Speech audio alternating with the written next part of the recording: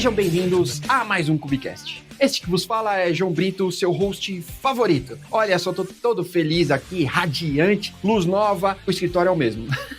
E o seu host é o mesmo, mas eu tô vivo, olha só que beleza. 2025, quase não passei de ano, mas estamos aqui, tá bom? Obrigado pra você que não desistiu desse podcast e que faz ele continuar acontecendo. Então, olha, desde já, faz aqueles lances de praxe, assim, olha. Dá um like, compartilha. Desde agora, assim, já copia o link e compartilha. Porque, de repente, você vai ouvir tudo e vai esquecer, vai ficar com muita coisa na cabeça. E você vai falar, ai, puta, eu tinha que fazer alguma coisa. Era compartilhar e você esqueceu, tá bom? Vamos fazer esse podcast aqui ficar maior que o Flow. E aí eu vou viver disso e largar Kubernetes, tá bom? Bom, olha, um dos meus focos nesse ano é falar sobre segurança, tá bem? Ano passado a gente já falou um pouco sobre isso e estamos começando agora a nossa 7ª temporada. Quem diria que a gente chegaria tão longe? Então, vamos conversar um pouco sobre segurança de containers. Para isso, eu trouxe um cara para compartilhar um pouco da sua experiência com a gente e a gente tirar algumas dúvidas, bater um papo aqui sobre esse tema. Por favor, Robson, conte para o mundo quem é você. Boa noite, é um prazer estar no podcast. João Brito aí, é uma honra eu estar divulgando a parte de segurança em containers e falando um pouquinho da minha expertise, né? E do que eu passei e como evoluir na carreira, né? Que é um degrau de cada vez, né? A gente vai pegando as experiências aí ao longo do tempo, né?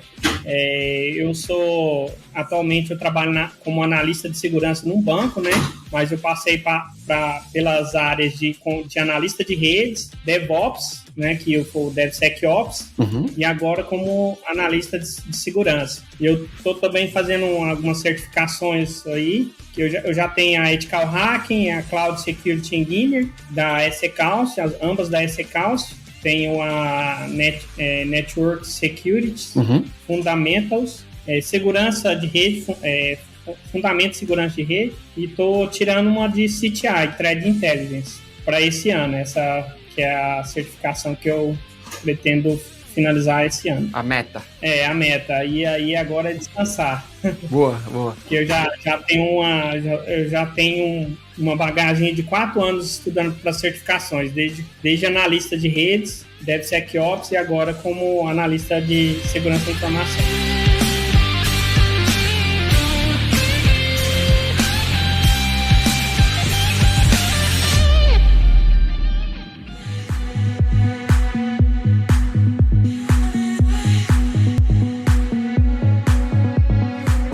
Eu já tenho uma pergunta sobre a apresentação.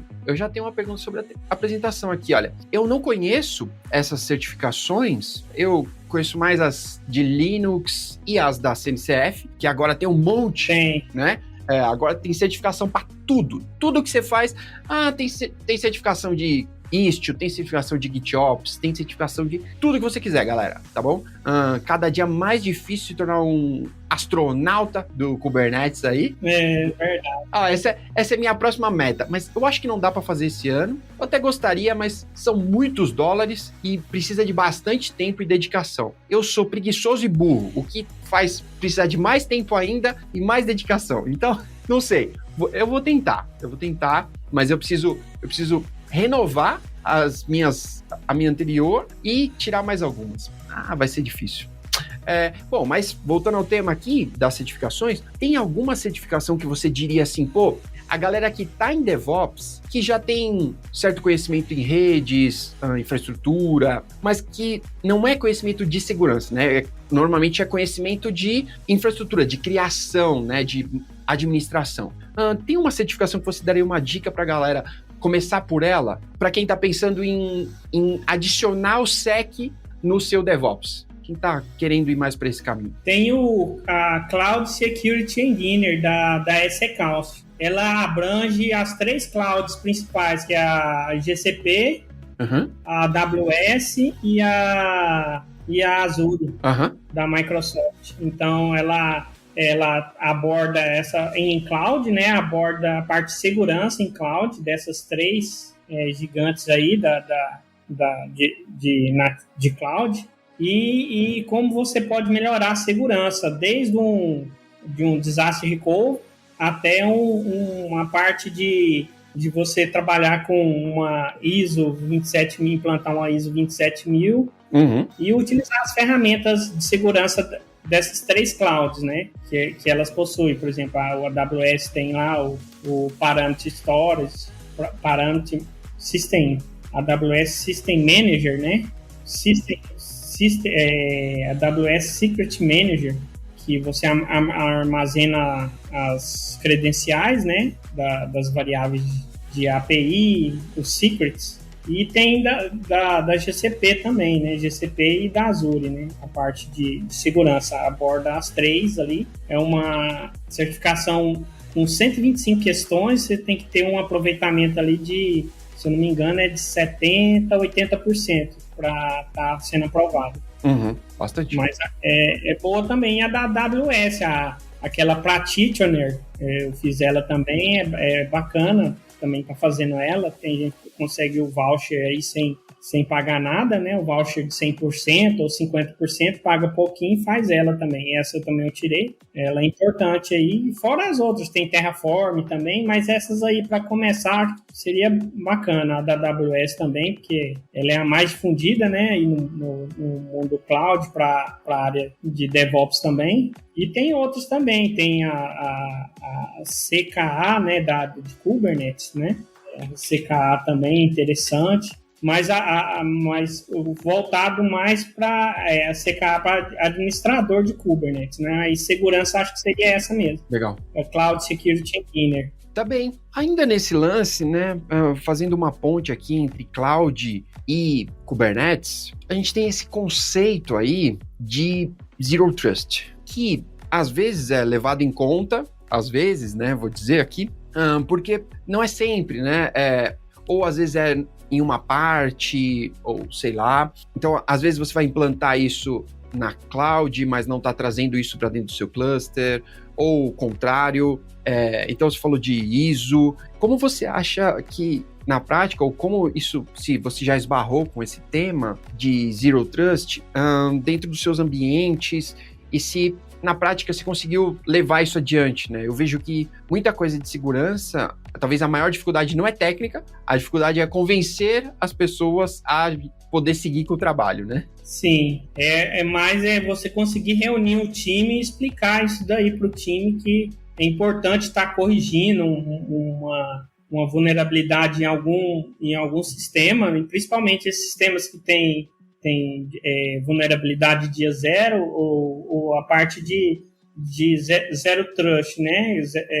Seria colocar em prática a parte de segurança nesses ambientes, né? Por exemplo, arquiteturas com cloud, hoje é imprescindível você ter, por exemplo, uma pessoa que trabalhe com Rancher lá e não tenha habilitado o multifator, né? A opção multifator para você começar a trabalhar com os pods ali. Então, tem que colocar essa segurança em primeiro lugar, né? Para a gente que está trabalhando com a ferramenta, como para os demais DevOps, né? Os DevSecOps. Então, você tem um time ali, você tem que ter essa configuração bem feita ali e habilitado, tanto no VPN quanto no orquestrador ali, no Rancher, no OpenShift, esse multifator, né? A autenticação é multifator. Então, a segurança maior, porque teve casos aí que eu já vi um incidente que teve onde eu trabalhava que teve uma invasão no Jenkins, né? O cara conseguiu implantar, mas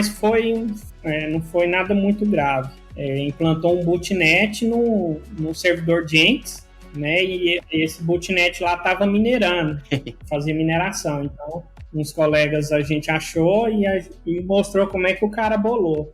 Então, esse time DevOps lá achou e viu como é que o cara montou o botnet lá para estar minerando a criptomoeda lá. O cara oculta o URL, né, para não saber da onde que vem o ID dele, do cadastro da mineradora, do provedor de criptomoedas dele. E isso que tem que tomar cuidado, né? Às vezes você não tem um servidor bem configurado, ele sofre um ataque e fica à mercê desses cybercriminosos aí que utilizam as máquinas dessa forma, né? implantam, deixa a persistência, o malware, um botnet lá para controlar aquele servidor mais para frente, né? Então tem que ter esse cuidado também e tem que ter um time também. Não adianta você falar em segurança com uma pessoa fazendo isso tudo. Eu também já passei por isso. Não tinha um time de cibersegurança, né? Uhum. Já passei por isso e a gente fica levando ataque de tudo quanto é lado e não tem para onde recorrer, não tem mão de obra suficiente. Então isso também eu já passei por isso, né? E é interessante. E quando você tem isso tudo dividido, a parte de segurança nos ambientes, você tem o time de SOC, um time de CTI dividido e o seu trabalho fica segmentado naquilo, né? Então você adquire uma expertise mais naquela sua área, né? Você não fica tipo um Severino que faz tudo. Você é o cara que constrói a parede, você é o servente, o pedreiro, o arquiteto. Sim. E aí não consegue fazer aquilo todo, não vai para frente só com uma pessoa só fazendo aquilo todo. Né? Pode crer. Sobre isso que você falou, sobre seu Severino, né? Eu penso que esse lance de DevSecOps é mais uma filosofia. Seria, na minha opinião, né? É a gente trazer segurança para perto, colocar ela no nosso pipeline, colocar ela no nosso desenvolvimento, colocar ferramentas que trazem esse tipo de insights, né? Isso. Durante todo esse processo. Mas não que isso é um cargo, né? Não que seja uma pessoa ou um time que vai fazer isso, né? É mais trazer isso para a prática, né? Trazer isso para o nosso dia a dia. Mas como você vê isso na prática? Seja em empresas que você mesmo atuou ou de colegas assim, né? Que a gente sempre está escutando. Como você vê isso na prática acontecendo? Assim? Na prática, olha, eu tive uma experiência boa. Não vou citar o nome da empresa, mas eu desenvolvi junto com amigos ali a cultura DevOps, né? Que é de integrar o time de desenvolvimento com pessoal que veio da área de operações também, ou o pessoal que veio da área de desenvolvimento para time de DevOps. Por exemplo, eu sou da área de operações, né? E fui para a área de DevSecOps, mas eu não exerci nenhuma experiência como desenvolvedor, mas como eu passei pela faculdade, eu sei algumas coisas de programação, de algoritmo, mas assim, trazer a união dos times, né, para trabalhar e discutir junto. O DevOps ou DevSecOps tem que estar junto com o time de desenvolvimento ali, trabalhando junto. E o Shift Left, que é o ciclo de desenvolvimento seguro, quanto mais à esquerda, mais seguro vai ser o sistema, você trazer isso e trabalhar a segurança no início do desenvolvimento. E isso que seria a chave mais importante do DevSecOps. Como você disse aí, que seria uma filosofia. Realmente seria como uma filosofia isso. Mas, assim, teria que colocar na prática uma cultura. Aí tem as metodologias ágeis e tem uns facilitadores que seriam a conversa tete a tete, tá reunindo o time. Isso que eu acho que é a diferença. Uhum. Você está interagindo com o dev e explicando, né, a maneira de abordar, a maneira de você conversar com o dev, explicar. Tem que ter um pouco de tranquilidade e empatia para saber também comunicar com o dev. Então, a gente tem muito esse estresse do trabalho, então a gente tem que aprender a gerenciar isso daí. Gritar não pode mais, né? Às vezes o time está debaixo de uma pressão e aí você tem que... eu tenho outras entregas para fazer, então tem que saber agendar isso daí e quem sabe fazer, às vezes, o meio de campo é o PO, né? O Product Owner, né? Uhum. O PO, às vezes, sabe fazer um meio de campo bom ali entre o time e o DevSecOps e até o agente de segurança também. Uhum. Eu acho que seria assim, um ambiente mais fluido, ideal ali para uma troca de informações, uma daily, né? Porque eu já trabalhei em empresas que tinha a daily só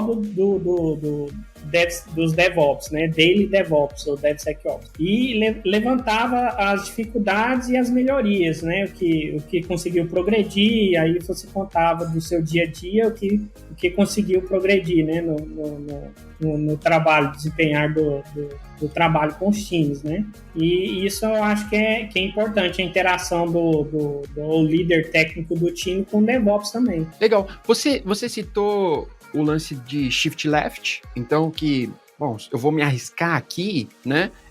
Onde seria trazer o mais pro início possível, né? Então, Shift Left, você está pensando numa linha do tempo, né? Então, quando você consegue trazer isso mais para a esquerda, mais para o início, melhor. Quanto mais para o início você consegue trazer, melhor. Pensando nisso, na sua experiência, como a gente pode transformar essa filosofia, né, essa ideia em prática? Que ferramentas assim a gente consegue usar e catequizar, ou quais você já utilizou, para tentar fazer que esse shift left comece a acontecer, né? Independente se a gente conseguiu chegar lá no start ou se só deu alguns passos para a esquerda, mas já é um começo.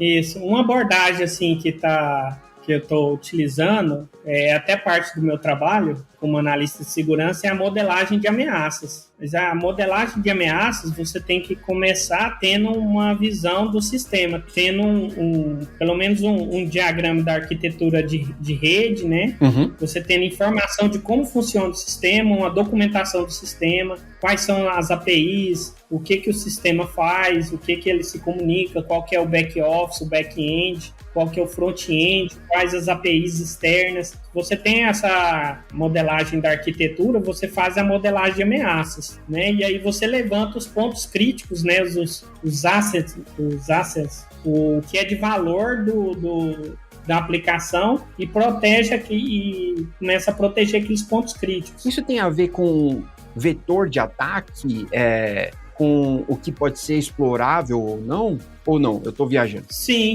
Você pega o que é mais crítico, que pode ser mais crítico no sistema, em que veja algum prejuízo, mais um prejuízo financeiro, ou um prejuízo para a empresa com dados de LGPD e coloca ali no radar. O que é mais crítico no meu sistema? Essa parte de LGPD.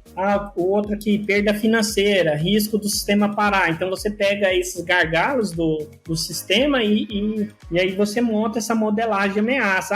Aqui eu posso ter falsificação das informações. Aqui eu posso ter um ataque de DDoS. Então vou estar fazendo esse levantamento e tentar mitigar isso daí com a modelagem de ameaças, proteger o que é com mais risco, né, para aquela aplicação. E tem também a questão do quanto mais à esquerda, você trabalhar algumas coisas com os desenvolvedores, que seriam a validação de entrada, campos que você não trata ali, às vezes o desenvolvedor deixou passar um campo de consulta que você consegue fazer um SQL injection naquele campo. Então você tem que usar filtros adequados naquele campo. Às vezes a pessoa consegue fazer uma consulta SQL num campo que não foi tratado. Consegue fazer chama patch transversal. Você no campo, você consegue chamar comandos Linux lá dentro e começar a ler arquivos lá. Então, seria essa parte de injeção de código para evitar ataques. E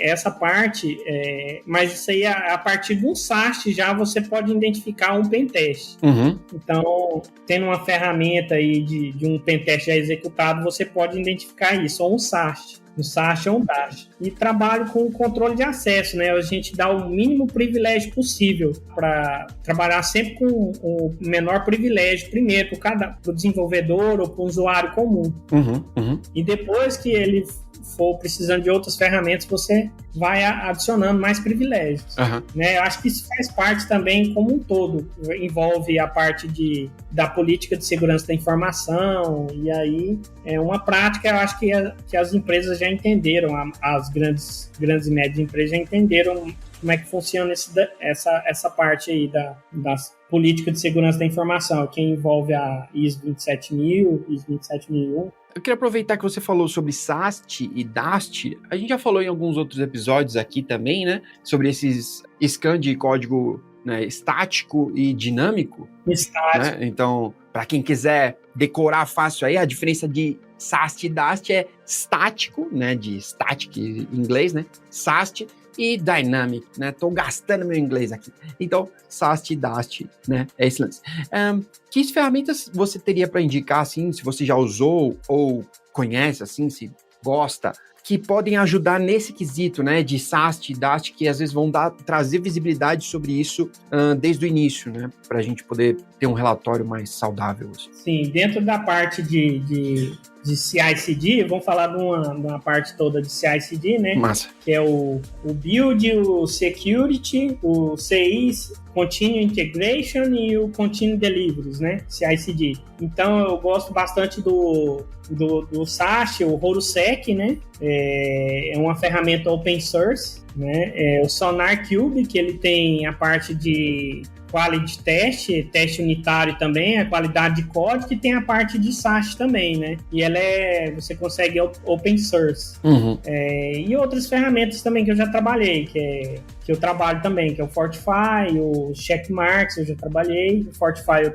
utilizo também. A Connectix eu já trabalhei também, ela tem a parte de SAST, tem DAST também, eu já trabalhei com essas duas ferramentas. E essa parte de SAST, ela é importante porque você levanta junto com o time quais são as vulnerabilidades mais críticas e leva para discutir com o time, né? Então, as críticas, geralmente, eles colocam um prazo lá de 30 dias para resolver, aí algumas empresas já colocam isso para 10 dias, aí depende da política da empresa. Então, isso é importante, sentar com o time e discutir isso daí e resolver essa parte das vulnerabilidades críticas, né? Altas e críticas, né?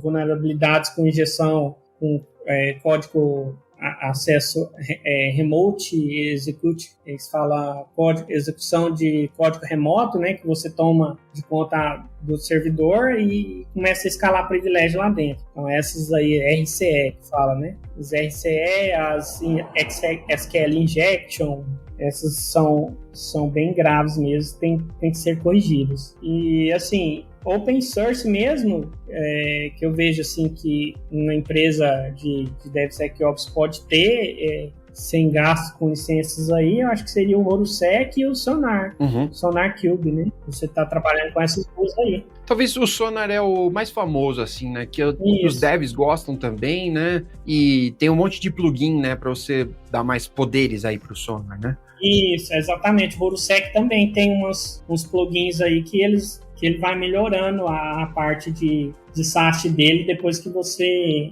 integra ele com o Sonar. Tem como integrar o RoruSec com o Sonar também. Ah, da hora. Porque tem gente que usa o Sonar só para qualidade de código. Sim. Você pode usar também, só para qualidade de código, e o RoruSec mais focado para o SAST mesmo, né?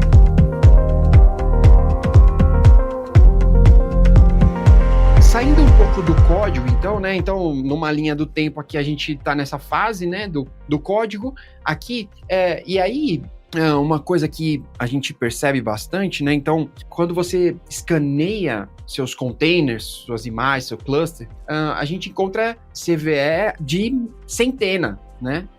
É com pá. Você pega com a pá de cal, assim, que você vai jogando. Se for pegar de colher, não dá. Não dá,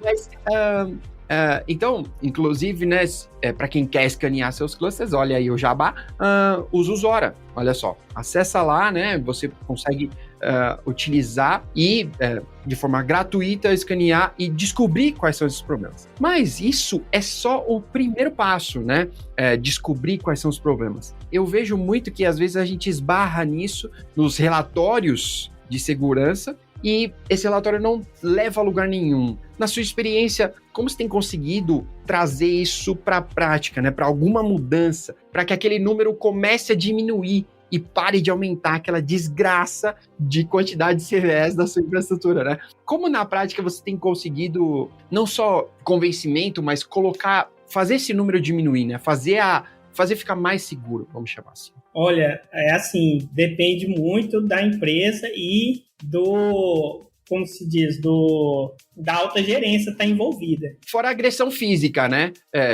Essa normalmente funciona, mas não está mais em uso, né? Caiu um pouco. Exatamente. Assim, a alta gerência, ela precisa tá preocupada com isso. Então, eu falo assim, os stakeholders, né? Eles falam, tem uns, são os stakeholders. A parte da alta gerência está preocupada com a parte de segurança. Então, tem que ter um coordenador da área de segurança ali que esteja focado junto com o CEO da empresa em diminuir isso daí, porque vai trazer pode trazer um impacto financeiro para a empresa. Então, eu vejo que é assim, algumas empresas, até aqui em Goiânia mesmo, só começaram a contratar pessoal de cibersegurança depois que tiveram um incidente. Eu não vou citar, porque isso já foi recorde, o ano 2024 de incidentes de segurança. Teve em todo o país. Várias grandes empresas aqui, nem se fala, estado de Goiás, Brasília. Então, a empresa só aprende, infelizmente, só aprende depois que teve um incidente. Aí ela realmente monta o time porque teve aquele prejuízo financeiro. Então, cibersegurança é prioridade para as grandes empresas. E, assim, o CEO que não levou em consideração isso, viu depois, né, que teve um incidente. O que aconteceu? Um incidente de ransomware. Empresa teve um incidente de ransomware, aí contratou aquele arranca de time lá, SOC, Threat Intelligence, DevOps, por conta disso. A gente não tem, assim, eu falo assim, o CEO não teve aquela visão ainda de ver que é necessário um time para resolver naquele dia. Eu volto àquela parte do Severino. Antes eu era lá em 2020, o Severino, que fazia um monte de coisa, eu não sabia o que eu estava fazendo. Eu estava fazendo um pouquinho de cada área. Aí eu fui estudar, e dentre as certificações que eu tirei, eu fazia um pedaço disso aqui, eu fazia uma parte de administrador de redes, DevOps, uma parte de Threat Intelligence e resposta a incidentes. Eu já trabalhei com essas 4 coisas, atuando em uma coisa só, não dava conta.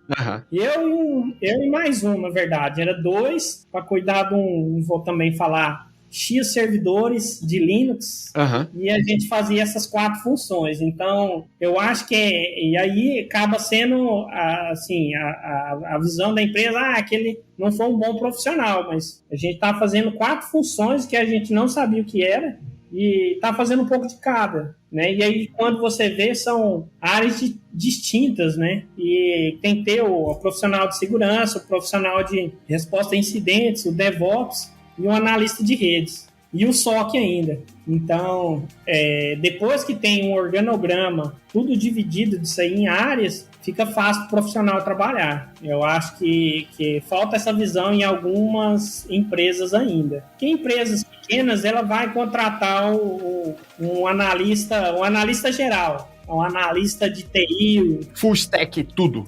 Full stack, tudo. Só não acho quase só no programa, mas o restante ele faz tudo. Eu acho que falta mais isso daí, montar porque assim, cada empresa ela vai ter como é que eles falam? Security by design. Cada empresa vai ter um design diferente para o seu negócio, né? Vai desenvolver um departamento ali para um analista de segurança, um DevSecOps, um desenvolvedor. Ele tem que ter repartido isso aí certinho, a parte de monitoramento, porque o monitoramento está no ciclo, né, ali de segurança, né? O monitoramento faz parte da área de segurança. É interessante quando você estuda isso daí. Você fala, que o monitoramento só ficar vendo o Grafana e o Prometheus ali. A parte de gerenciamento de vulnerabilidades, né? Você vê o que escalonar, o que é mais crítico ali e passar para o pessoal corrigir, né? Junto com o DevOps, com os desenvolvedores. O analista faz uma triagem ali dos alertas também, tem um real time. Conectando algumas coisas, então, aqui, sobre a modelagem que você falou, sobre talvez vetor de ataque, sobre SAST, DAST, como que, na prática, né, quem está ouvindo a gente, que está preocupado com segurança, que está querendo ter uma visibilidade, mas que quer fazer alguma coisa quanto a isso. porque às vezes é difícil, né? E você só vê aquele número astronômico, fala, cara, eu vou pegar outra task, não vou pegar essa task aqui não, pelo amor de Deus. Então, alguém tá querendo fazer alguma coisa assim, talvez por onde começar, já que tem tantos passos aí, talvez por onde começar para começar a ter algum resultado na questão de ficar mais seguro ou menos inseguro, né? Eu acho assim, meu ponto de vista, assim, depende também de cada âmbito do negócio. Uhum. Tem que ter uma cultura de segurança junto com o time de segurança, os agentes de segurança, o analista de segurança, e uma cultura DevOps, né? A cultura DevOps seria o quê? Ter reuniões ali com os DevOps e tá levando isso junto com os times de desenvolvimento. Você tem áreas divididas, mas você tem que ter interação entre os times, né? Você tem que ter os líderes técnicos têm que estar preocupados com a parte de segurança, porque assim, o que eu vejo às vezes na minha atual atuação como analista de segurança, alguns times estão preocupados realmente com segurança, em fazer um bom trabalho, e alguns times não estão focados com isso. Então, isso vai da visão do líder técnico daquela aplicação. Líder técnico daquela aplicação XPTO, ele está junto com o PO focado para resolver a parte de segurança. E a gente não quer ter impacto financeiro, não quer ter prejuízo, risco da imagem da empresa lá fora ser noticiada, que foi manchada, não quer ter perda financeira. Então isso vai muito também do líder técnico do time, junto com o time de desenvolvimento, tem um líder técnico ali, né? Uhum. Então ele tem que estar preocupado, aí passa isso pro PO, o PO vai correr atrás, vai atrás do agente de segurança, porque assim, quando a gente fala em questão, por exemplo, da minha atuação, a gente recebe, por exemplo, um pentest do Banco Central. O Banco Central vem a ordem lá de cima do Banco Central, que vem pro banco, tem que corrigir essa vulnerabilidade, porque vem uma ordem lá de cima e todo mundo vai se virar, porque a ordem vem lá de cima. E se tiver da alta gerência essa preocupação, realizamos um pentest aqui, a alta gerência fez um pentest, contratou um time de pentest, um red team, levantou isso aqui precisa ser resolvido em 30 dias, porque corre um risco da imagem, risco da imagem da empresa, um risco financeiro, e a gente precisa correr com isso daí. O risco de ransomware, ataque de ransomware, um D0, e aí quando vem lá de cima, ele é executado mais tranquilamente quando chega a demanda ali para o agente de segurança junto com o time de desenvolvimento. Agora, quando vem do agente de segurança direto para o time, é mais difícil. Já é mais moroso, eu vejo assim, mais difícil. Então, se tiver a alta gerência preocupada ali já com esses pentests e está encaminhando para os agentes de segurança, isso ajuda muito. Entendi. Então, vai demandar da alta gerência, se eu estiver preocupado, né? Então, eu vejo por esse lado, porque senão não vai rolar. Ele vai ter... depois que aconteceu o incidente, que ele vai lembrar, nossa, aquela vulnerabilidade realmente tinha que ser resolvida e tal. A gente tinha que ter era crítica e a gente não resolveu em 30 dias, tinha que ter resolvido, não teria acontecido isso. Uhum. Então, essa visão, assim, faz diferença. Então, a alta gerência tem que preocupar os órgãos acima, né? Então, precisa desse apoio. E que às vezes fica com esse ar de só ver alguma coisa, né? Vou fazer uma relação aqui com os Vingadores, né? Os Vingadores de segurança. Então, tipo, depois que acontece alguma coisa, chama os Vingadores lá. Chama os caras que aí vão descer aqui com o martelo de Thor e vão resolver esse bagulho. Mas já foi, né? Já manchou a imagem, já vazou dado, já ficou fora, sei lá, independente de qual foi o resultado ruim, né? Mas já aconteceu. Mas me parece que na história de segurança, e mesmo hoje, o grande volume de informação ainda é um problema, né?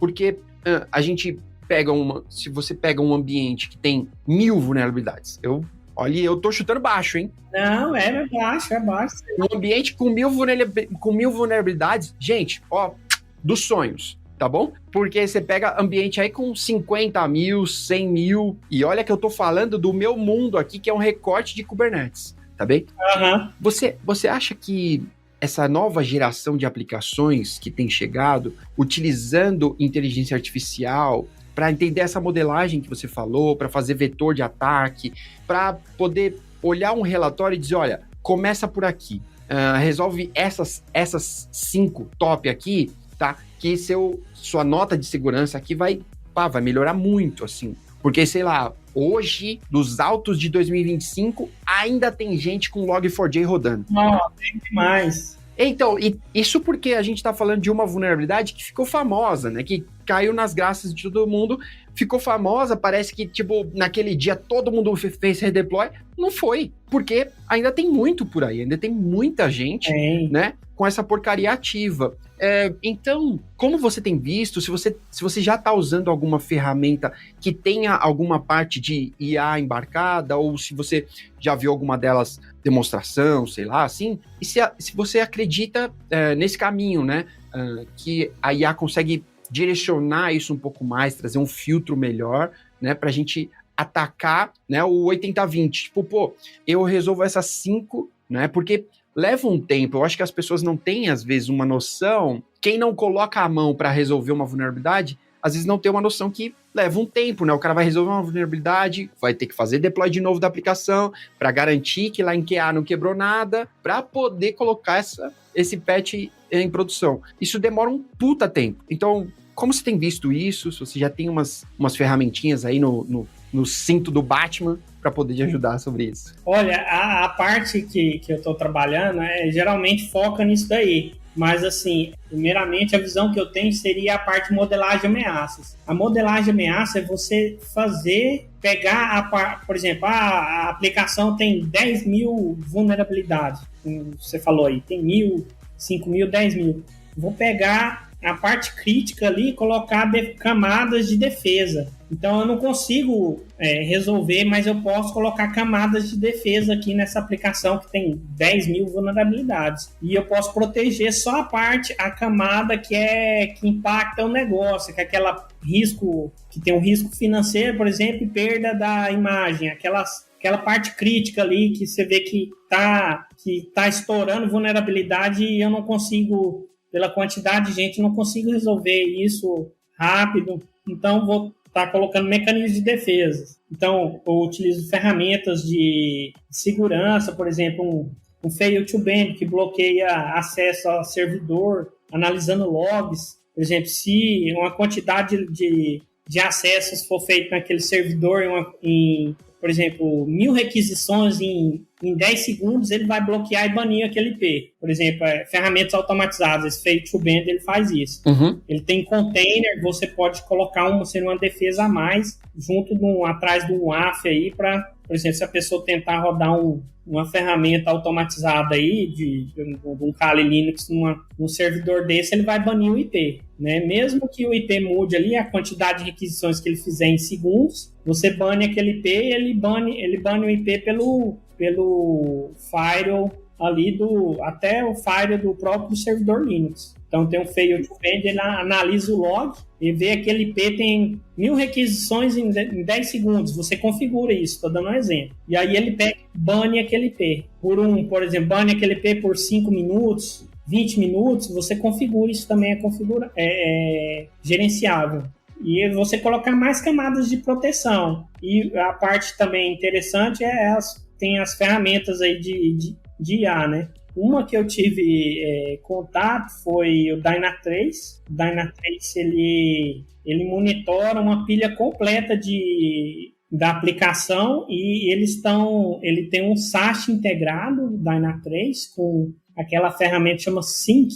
Ela era open source e agora ela é paga, né? Um símbolo de um cachorrinho, não sei se você lembra. Ah, sim, conheço. Ele tem uma proteção contra ameaças e resposta automatizada. Você pode estar desconfiado de um ataque e bloquear na hora. Eu não sei se eles já implementaram isso daí.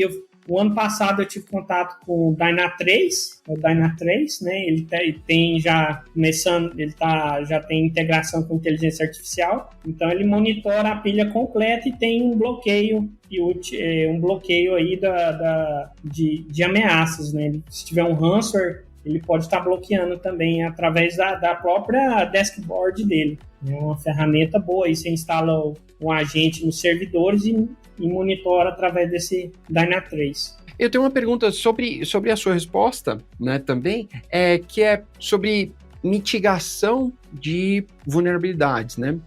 Às vezes não tem uma correção, ou às vezes, como você disse, não tem como a gente sair protegendo tudo, né? Sair mitigando tudo. Vou ter que escolher umas certas coisas, né? Talvez as mais importantes, e começar por lá. Mas eu posso estar errado aqui, me parece que isso é como ter uma cerca que é menor que o meu terreno. Por quê? Então, imagine só que eu tenho um terreno, né? Uhum. E eu coloquei cerca só de 3 lados. Um lado ainda está aberto. E aí, a partir desse lado, né, o atacante ainda pode chegar até a minha parte mais importante. Então, trazendo para o nosso mundo, o que eu vejo é que, às vezes, as pessoas não têm essa visão holística, vou dizer aqui, né, uma visão mais global do seu ambiente, porque, às vezes, ela está focada num problema específico ali, ou tá tentando mitigar uma coisa, mas que ela não tá vendo que é como colocar, sei lá, como colocar um capacete de bicicleta para andar de moto. Entendi. Você vai... Não protege a parte do queixo, por exemplo, o capacete só não tem a parte que... O downhill tem, mas... Mas mesmo assim, talvez o que eu tô querendo comparar é que não é proteção suficiente, né? Porque você não tá cuidando de outras partes que são igualmente necessárias. Por exemplo, eu já falei em alguns outros episódios ou palestrinhas por aí sobre configurações básicas de Kubernetes que muitas empresas não fazem, como, por exemplo, colocar todas as aplicações no namespace default. Tá tudo lá, ou todas no mesmo namespace.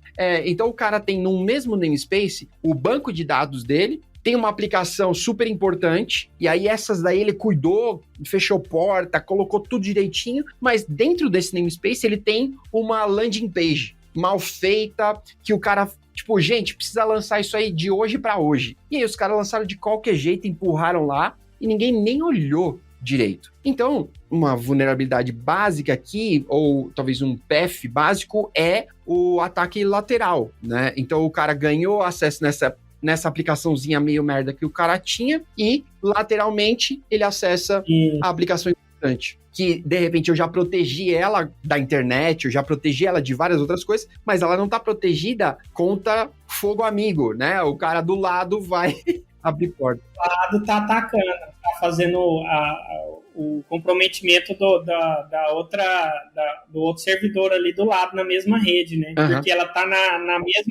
no mesmo segmento, né? Sim. No mesmo namespace ali. Ele não definiu aquela política básica de rede, né? No Kubernetes seria vocês falam Network Policies. Network Policies, né? Que é a chave ali, o quebra-cabeça da parte de segurança do Kubernetes. Uhum. Você deixar isolar o pod, né? Você não deixar no mesmo namespace, né? Na mesma política na mesma política de rede, né?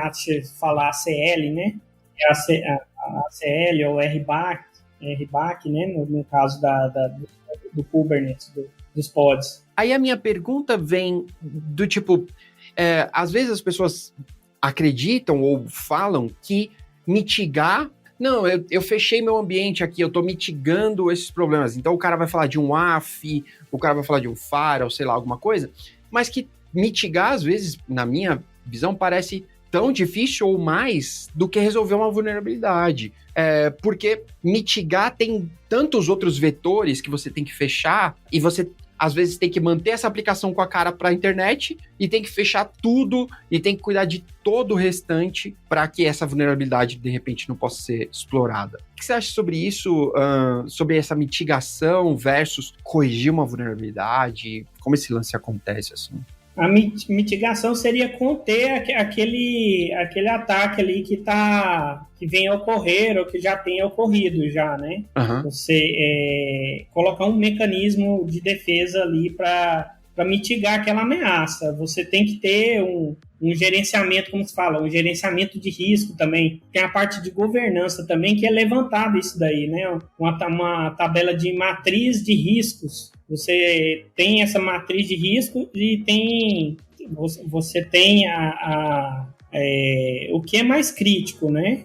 Ali na parte da rede ou da parte de infraestrutura. E a parte preocupante também é a parte de segmentação, é igual você falou, você colocou uma cerca ali e deixou uma parte aberta, por exemplo, num terreno ali você cercou dos 3 lados e uma parte ficou descoberta. Então a parte de segmentação da rede é importante, né? Não só em Kubernetes, mas a parte de on-premise, que seria VLAN, você segmentar a rede dos computadores da empresa está numa VLAN com a faixa de IP que não comunica com a faixa de IP dos servidores de banco de dados, elas são isoladas. Então você faz essa divisão, né? essa segmentação. Então isso é uma camada de proteção, porque vamos supor lá um desktop de uma rede interna foi infectado e ele vai alastrar até para o servidor de banco de dados. Aí, com a rede segmentada, isso não vai acontecer. Então, você tem a rede segmentada com o virtual LAN, né, que seria a parte das faixas de redes separadas, que não comunicam de forma nenhuma, não tem... Você tem um firewall, um roteador interno que não deixa fazer essa comunicação. E clouds. Em clouds seriam as VPCs, né? As VPCs, você não isolaria as VPCs ali, não deixaria servidores ali comunicando, por exemplo, com o banco de dados. Você isolaria todas essas portas, deixaria só o que é essencial para o banco de dados, comunicar ali com o back-end, com o back-office, só os servidores que utilizam essas consultas ali, específico aquele IP final 18, para comunicar com aquele banco de dados e ponto final, naquela porta e acabou. E você isolaria o restante. Então isso é importante, que você falou. A parte de mitigação, você tem que estar levantando, tem que ter um levantamento dessas vulnerabilidades e fazer essas defesas em camadas, né?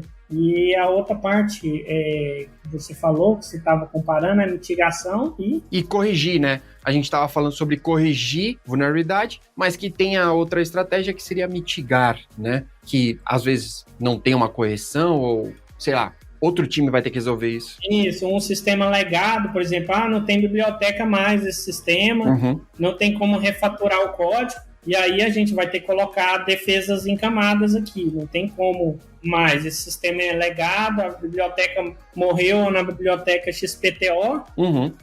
E aí você tem que colocar segurança aqui, né, nas defesas, o AF, um outro mecanismo aqui de firewall, de banimento de IP, colocar um monitoramento mais criterioso, um alerta maior para essa aplicação, seria isso. Legal. Você falou algumas vezes sobre a modelagem, eu falei sobre o vetor de ataque, e eu acho que um dos grandes problemas, né, para identificar essas coisas, é ter uma visão completa do ambiente. Exatamente. Eu acho que de 10 pessoas com quem eu converso, 11 não tem essa visão completa. Não tem um mapa em algum canto. Olha, mesmo que desatualizado, mesmo que tipo, olha, isso aqui é do ano passado, ou sei lá, 6 meses atrás. A maioria nem tem, é zero, assim. Vou ter que fazer. E aí, tipo, começa por aí, né? Às vezes a gente tá muito preocupado com ferramenta e com mais um monte de coisa, mas eu não tenho nem visibilidade, né, sobre quantas vaquinhas tem no meu curral aqui e pra essa cerca fechar. Se alguém tá levando, eu não tô nem sabendo. Então, como isso acontece na prática, né, tá mais para para sua experiência do que para a minha, como você consegue superar essa barreira? Você mesmo cria, você sequestra alguém e só solta depois que eles criam esse mapa? Ou de quem é essa responsabilidade, né? Se tipo, segurança que precisa, segurança que crie, né? A gente aqui em Dev não precisa, então, azar de vocês. Como que você consegue isso, né? Ultrapassar isso? Olha, assim, na minha atuação, eu não tenho como correr atrás disso daí. Eu tenho que aguardar, eu tenho contato com alguns desenvolvedores, né? Eu faço esse levantamento, mas é uma questão de resiliência. Resiliência, na verdade, resiliência não é a palavra, é questão de perseverança. Perseverança. Você está conversando, não é resiliência, é perseverança. Você está em contato ali com o time e pegando as informações e você montar uma modelagem mais parecida com o que um arquiteto passa. Por exemplo, tem que ter o arquiteto ali, você tem que estar junto com o arquiteto tem que ter um desenho da arquitetura do sistema. Se não tiver, tem que sentar e fazer e pegar com ele, pegar com o PO, com o desenvolvedor, o que esse sistema faz, com o líder técnico, isso aqui, esse módulo faz o quê? E montar o quebra-cabeça.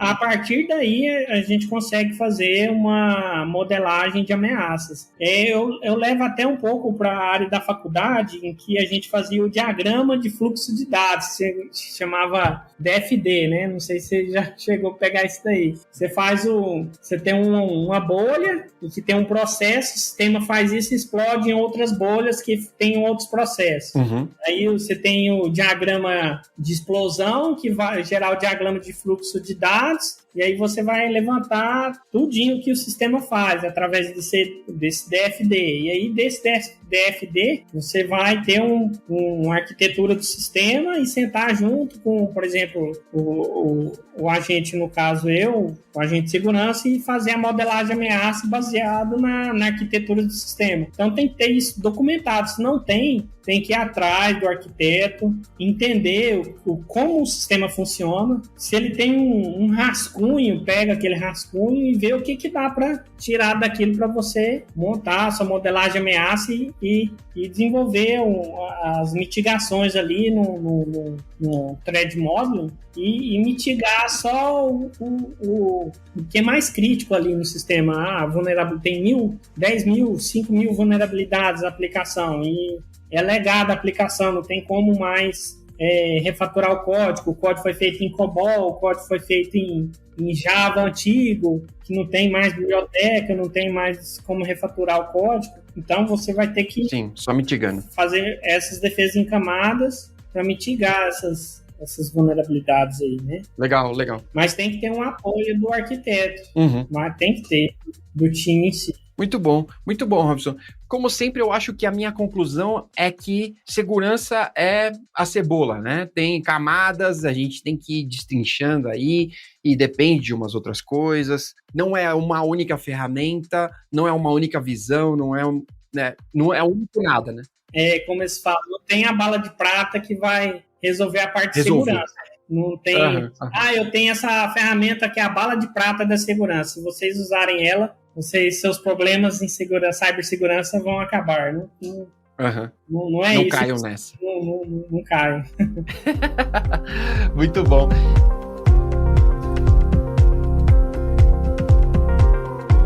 Robson, para a gente terminar aqui nosso papo, sempre tem aqui a nossa recomendação, as recomendações desse episódio. A gente recomenda qualquer coisa aqui para as pessoas, os mais cultos recomendam livros, eu normalmente recomendo filmes, séries, qualquer coisa assim, coisas para comer ou lugares para comer, né? De repente, algum lugar bom, quando vier em Goiânia, come aqui.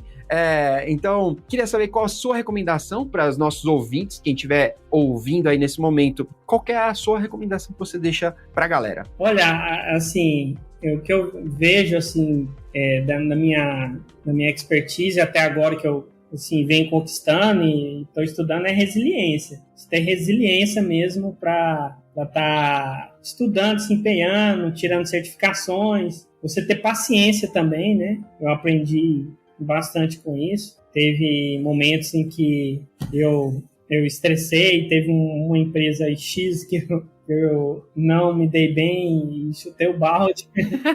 Mas eu falo assim, chutei o balde porque eu já sabia que ia ser mandado embora. Então, mas assim, não fiz nada de grave, mas eu falo assim, tem que ter resiliência, paciência com os times. E não vai resolver de uma hora para outra, é com o tempo, e a gente tem que sempre estar tendo feedback com os outros agentes, com os outros colaboradores, com desenvolvedores, com arquitetos, né? E não desistir. Por exemplo, eu quis vir para a área de segurança, né? Então tem várias pessoas que estão fazendo a parte de segurança e vai para desenvolvimento. E eu fui na área de operações e quis vir para a área de segurança. Então, escolha uma área que você quer migrar, se dedique, tire certificações para se diferenciar aí no mercado e ter resiliência. Eu falo assim, não desistir, né? Não desistir dos sonhos. Quem quer para a área de TI não é fácil. E assim, eu gosto bastante, depois do trabalho, eu ir para a chácara dos meus pais e cuidar de galinha, e cuidar de peixe, cuidar de cachorro, cuidar das crianças. Tá bom. Pedalar, agora eu voltei de novo pedalar, então você tem que ter um escape também. É igual que eu vi um vídeo seu com o cara do Linux Tips, eu esqueci o nome dele. Jefferson. Então a gente tem que ter um escape. Eu vi a conversa sua lá com uns caras lá do Linus Torvald, o outro cara lá do Linux lá, que o cara foi pescar lá no Corolado com a família dele e saiu da parte do estresse ali da área de TI e foi se divertir. Então tem que ter um escape, porque às vezes é estressante e você tem que ter um momento de lazer ali com a família, com os animais, com a natureza. Isso é importante também para a saúde até mental, né? Boa. Gente, conciliar a parte de tecnologia e sua mente, né? A gente precisa ver outros ares, outras paisagens, né? Verdade. Largar um pouquinho os animais de TI, né? Os animais de DevOps e falar com outros animais. Tá tudo certo. Exatamente. Galinhas, cachorros. Isso. Vai. Tá bom. Olha, a minha recomendação para quem tá nos ouvindo aí é uma série. A segunda temporada tá saindo nesse momento, tá terminando. Vamos descobrir o finalzinho dessa temporada, que se chama Ruptura. É da Apple TV. A primeira temporada não foi tão famosa assim, mas é muito boa, né? A segunda temporada tá nesse momento, tá vigorando assim, acho que tem mais 2 episódios só. Tá na Apple TV, vale muito a pena. Eu acho que essa série levanta uma questão que é uma das questões, que é a sua relação com o trabalho versus a sua vida pessoal, assim, né? Então, sua vida profissional e sua vida pessoal, né? Sendo que nós somos uma única pessoa. Essa série aborda isso de um jeito, de explodir a cabeça. Então, é a minha recomendação. Obrigado, Arley, né? Trabalha aqui com a gente na GetUp. Um abraço. Que ele me recomendou da primeira vez, então eu acabei assistindo. Estamos na segunda temporada. Vale muito a pena assistir. É uma série muito boa, assim, mesmo. Top, eu vou assistir também. Não conhecia. Assista, cara, vale a pena. Pra gente terminar aqui, Robson, tem esse momento, se você quiser deixar suas últimas palavras aí pra galera, esse é o momento de deixar esse seu recado. Assim, eu quero agradecer o seu convite aqui pro podcast. É a primeira vez que eu gravo, assim, eu não tenho nenhuma gravação antes, assim, minha, assim, para um público, né, que você vai postar lá no YouTube. Eu acho importante essa divulgação sua, eu estava vendo os outros podcasts. Legal. E você foca também em temas de filmes, em conversas também que agregam, né, a parte pessoal e profissional. Isso é bacana, eu gostei bastante. Eu vou ver mais podcasts seu, então parabéns, eu fico assim, lisonjeado pelo convite e sou grato também pela comunidade, pelo aprendizado, a comunidade de DevOps também, daqui de Goiânia, os amigos também que eu fiz também, a parte de aprendizado, as empresas que eu passei. Então, Eu só tenho que agradecer mesmo. E é legal, isso aí. Legal. Bora pra frente. Parabéns pelo seu trabalho aí. Tá excelente. Pô, muito obrigado, Robson. Eu que agradeço pela sua participação. Eu tenho certeza que todo mundo que está ouvindo pode tirar alguma lição, renovar algum conhecimento ou, de repente, tirar algum insight. Então, para vocês que estão ouvindo, sei lá, se vocês quiserem deixar um comentário aí embaixo, uma dúvida ou uma sugestão também, tá bom? E, inclusive, se você está assistindo esse episódio e pensou assim, poxa, eu tenho algo para poder contribuir com esse assunto ou com outro assunto, tá? Me manda uma mensagenzinha, todo canto é JuniorJBN, tá? O LinkedIn é o jeito mais fácil, tá bom? E vem participar do Cubicast, tá bom? A gente está entrando no nosso 7º ano e eu quero chegar ao 8º, pelo menos. Então, vamos lá, tá? Vamos chegar mais longe, né? Compartilhando conhecimento principalmente na nossa língua materna aqui, o nosso brasileiro. Não vamos falar mais português, vamos falar brasileiro. Deixa esses portugueses se lascar. Tá bom? A gente se vê no nosso próximo episódio. Até mais, pessoal, e tchau!